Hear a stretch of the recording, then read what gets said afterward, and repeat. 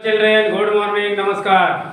You are welcome to Gyanodaya Basic Knowledge for Science classes for class 7. I am present for part 19 in the lesson of पौधों में पोषण। आइए class 7 के पौधों में पोषण लेसन में आज टॉपिक है कि आंशिक परजीवी किसे कहते हैं। कल पढ़े थे परजीवी, पूर्ण परजीवी पढ़ाया गया था। आज है कि आंशिक परजीवी किसे कहते हैं। परजीवी तो है, दूसरे पर निर्भर करता है भोजन के लिए, लेकिन आंशिक रूप से, पूर्ण रूप से नहीं, थोड़ा थोड़ा। तो थोड़ा थोड़ा या आंशिक का मतलब क्या हुआ, जरा खोल दीजिए।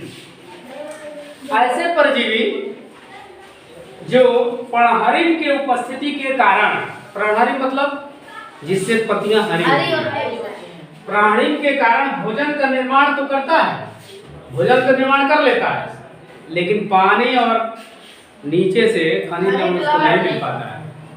तो जड़ रहेगा उसको मिलेगा ना, तो इसको जड़ होता नहीं है, केवल पत्ती होती है। तो पत्ती हरी होती है, इसलिए सूर्य से प्रकाश लेकर भोजन तो बनाता है, लेकिन पानी नहीं मिल पाता है। तो अब क्या करता है, परंतु जल एवं खनिज लवण के लिए पोषी पौधे पर निर्भर रहना पड़ता है। जिस पेड़ पर ही, जिसको क्षेत्रीय भाषा में कहते हैं कि पसारा रहता है, पसरा रहता है, छाया रहता है, उसको छाया रहता है, चारों तरफ से घिरे रहता है, उस पेड़ से खनिज लवण और पानी लेता है। कैसे? क्योंकि उसकी जड़ें नहीं होती, इसलिए उसे आंशिक परजीवी कहते हैं। कहने का मतलब हुआ कि जिस पेड़ पर यह छाया रहता है, पसरा रहता है, छितराया रहता है, समझ रहे हो ना। और इसमें पत्ती होने के कारण हरी होती है, किसके कारण? पर्णहरिण होने के कारण। तो सूर्य से प्रकाश लेकर भोजन तो बनाता है, लेकिन जब जड़ नहीं है तो पानी और खनिज लवण नहीं मिल पाता है। तो वह पानी और खनिज लवण किससे लेता है? जिस पेड़ पर यह रहता है, उस पेड़ से लेता है। जैसे चंदन, चंदन एक होता है, पेड़ पर फेंक दीजिएगा तो भी पसरता है ना। लाइकेन जो कवक और शैवाल के साथ रहते हैं, जो कवक और शैवाल के साथ रहते हैं, उसी पर छाए रहते हैं। और हरा, शैवाल हरा होता है ना, तो सूर्य को प्रकाश मिलता है, नीचे पानी में होता है, तो भोजन बना लेता है। लेकिन लाइकेन का जड़ नहीं होता है। तो जड़ नहीं होता है तो क्या करता है, उसी पर रहता है, शैवाल और काई पर, और वहां से जल और खनिज लवण लेकर भोजन प्राप्त करता है। तो इसे हम आंशिक परजीवी कहते हैं। आंशिक परजीवी का मतलब कि आधा भोजन बनाता है और आधा पूरा करने के लिए दूसरे पेड़ से लेता है, इसलिए आंशिक हो गए। पूर्ण भोजन अपनी तरफ से नहीं बनाता है, यानी खनिज लवण और जल के लिए दूसरे, जिस पर यह पोषी पौधा है, जिस पर यह आश्रित होता है, जिस पर यह छाया रहता है, उस पर से पानी और खनिज लवण ग्रहण करता है। तो इसलिए इसको क्या कहते हैं? आंशिक परजीवी का मतलब कि पत्तियां हरी होने के कारण, पर्णहरिण की उपस्थिति के कारण भोजन बनाता है, लेकिन जल और खनिज के लिए जिस पौधे पर आश्रित होता है उससे यह लेता है, इसलिए इसको क्या कहते हैं? आंशिक परजीवी। पूरा बोले देना। अब दूसरा है सहजीवन और सहजीवी पौधे क्या है? सहजीवन खाने वाला जीव, सहजीवन नहीं। ऐसे पौधे जो साथ साथ रहकर एक दूसरे को लाभ पहुंचाते हैं, साथ साथ रहते हैं, एक दूसरे को लाभ पहुंचाते हैं, उसे सहजीवन कहते हैं। देखो, सह माने साथ, जीवन माने जीवन, जो दोनों जीवन माने साथ साथ जीवन निभाते हैं और एक दूसरे का सहयोग करते हैं, मदद करते हैं, हेल्प करते हैं, ठीक है। और ऐसे पौधे जो सहजीवी पौधे कहलाते हैं, जो एक दूसरे को मदद करते हैं, उन पौधों को सहजीवी कहा जाएगा, ठीक है ना। साथ साथ रहते हैं, दोनों एक दूसरे को फायदा पहुंचाते हैं, तो इसलिए इसको क्या कहेंगे? सहजीवी।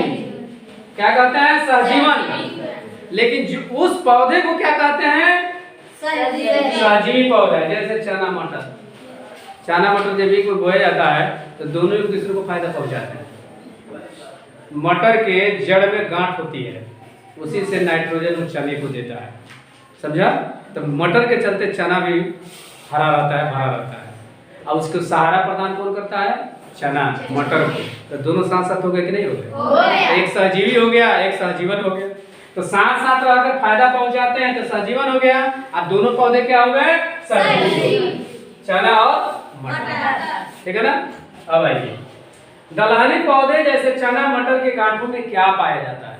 दल जैसे अरहर, चना, मटर के जड़ों में क्या पाया जाता है? कहता है कि राइजोबियम, कम से कम 50 बार इसको पूछा होगा, 50 बार इसको पूछा है कम से कम परीक्षा में, कि किसके कारण चना और मटर के जड़ों में क्या पाया जाता है और किसके कारण वो सभी मिट्टियां उसमें नाइट्रोजन मिलती है। तो ये होता है राइजोबियम। देखो राइजोबियम नामक जीवाणु एक जीवाणु है जो वायुमंडल के नाइट्रोजन को घुलनशील नाइट्रेट में बदलते हैं, जो जड़ों के माध्यम से अवशोषित होकर पौधों के अंदर पहुंचाते हैं। राइजोबियम एक जीवाणु होता है, ठीक है ना, जो वायुमंडल से क्या करता है, नाइट्रोजन को घुलनशील नाइट्रेट में बदलकर मिट्टी में भेज देता है, जहां से और पौधे लेकर उसको ताकत मिलता है। ठीक है, तो माध्यम से अवशोषित होकर पौधे के अंदर पहुंचाते हैं। यानी दलहनी पौधे और चना मटर के गांठों में क्या पाया जाता है? राइजोबियस पाया जाता है, जिसके चलते नाइट्रोजन को नाइट्रेट में बदलता है, मिट्टी में दे देता है। हम लोग की तरफ इसी फायदे के चलते एक साल, जैसे एक वर्ष, जैसे इधर अरहर की खेती हुई, चना मटर की खेती हुई, तो उधर फायदा पहुंच गया, तो अगले साल इधर नहीं बोया जाएगा, अगले साल इस क्षेत्र में बोया जाएगा। क्यों कि इस साल इधर फायदा हो जाएगा। इसलिए इसको जो राइजोबियस नामक जीवाणु होता है उधर खेतों में नाइट्रोजन बदल दे, नाइट्रोजन को नाइट्रस ऑक्साइड में बदल दे और दे दे अंदर, इसलिए बदल। अब देखिए तो कौन सा जीवाणु होता है? इसमें चना और मटर के गांठों में, नीचे गांठ होता है उसी में होते हैं। अब कीटभक्षी पौधे क्या है? ऐसे भी पौधे हैं जो कीड़े मकोड़ों को खाते हैं। देखिए वो किसी किसी पेड़ों में मट्टा क्या करता है, पत्तियों को सटा कर एक कलश से घाड़ा बना देता है ना, एक पत्ती ऊपर से ढक्कन रहती है, चिपचिपा पदार्थ छोड़ देता है।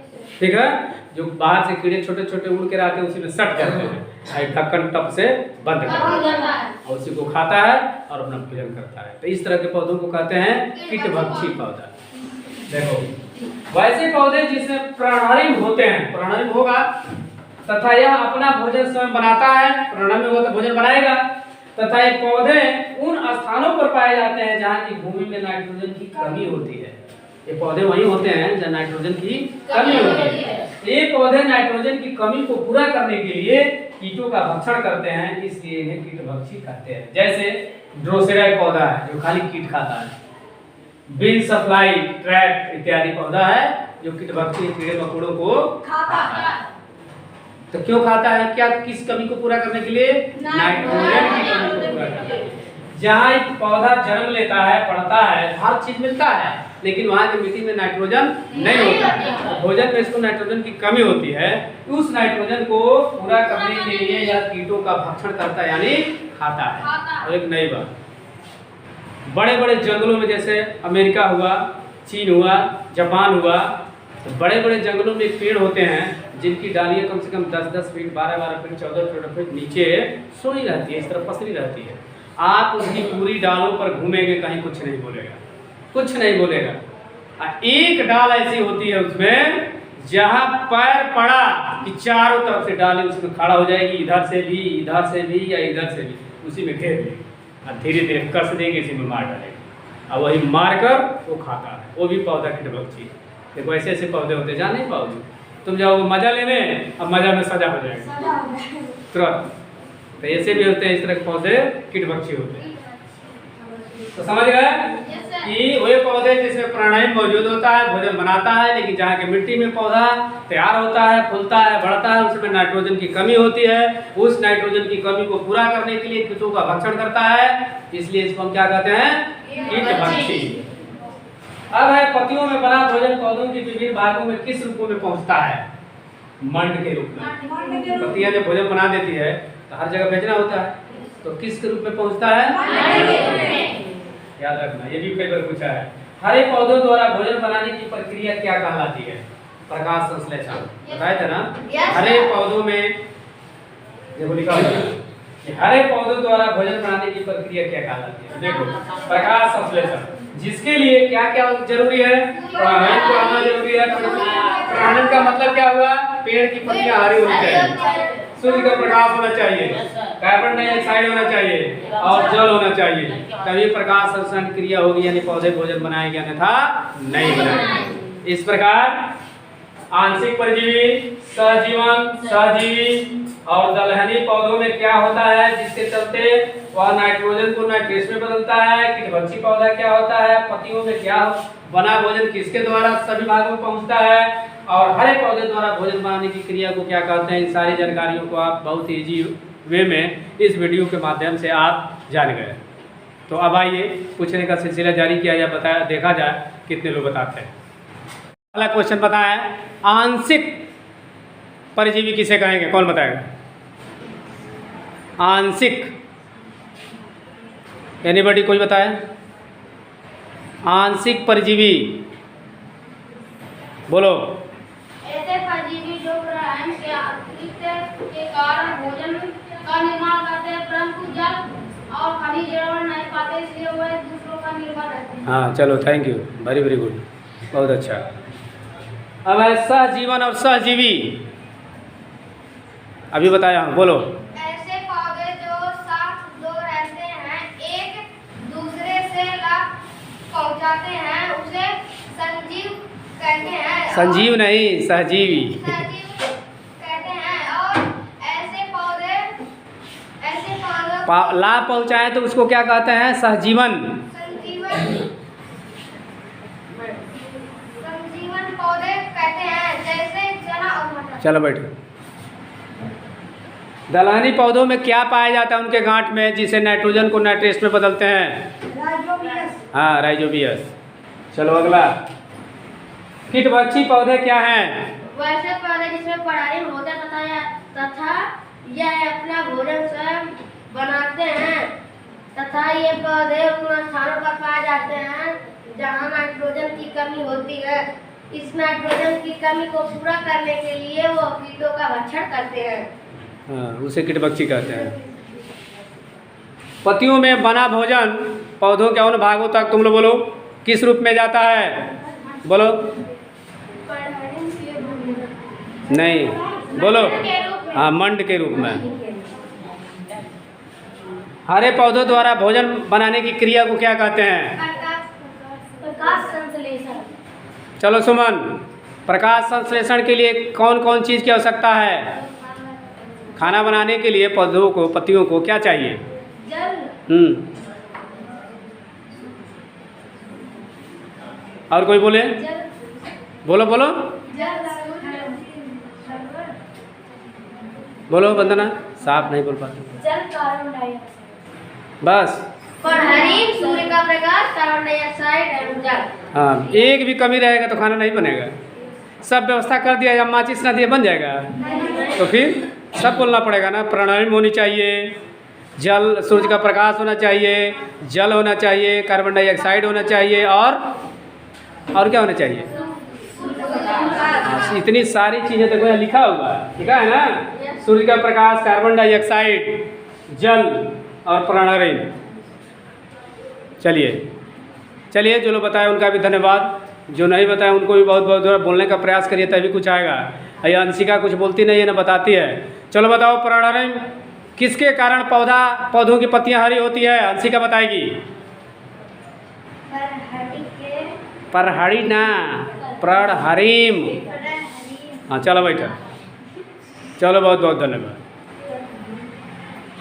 तो आइए अभी इस वीडियो के माध्यम से आप आंशिक परजीवी, सहजीवन और सहजीवी, दलहनी पौधों में क्या होता है जिसके चलते वायुमंडल के नाइट्रोजन को घुलनशील नाइट्रेट में बदलता है, कीटभक्षी पौधे क्या है, पत्तियों में बना भोजन किसके माध्यम से अन्य भागों तक पहुंचता है, तथा प्रकाश संश्लेषण की क्रिया में किन किन चीज़ों की आवश्यकता है, इस वीडियो के माध्यम से आप बहुत ही ईजी वे में समझ गए।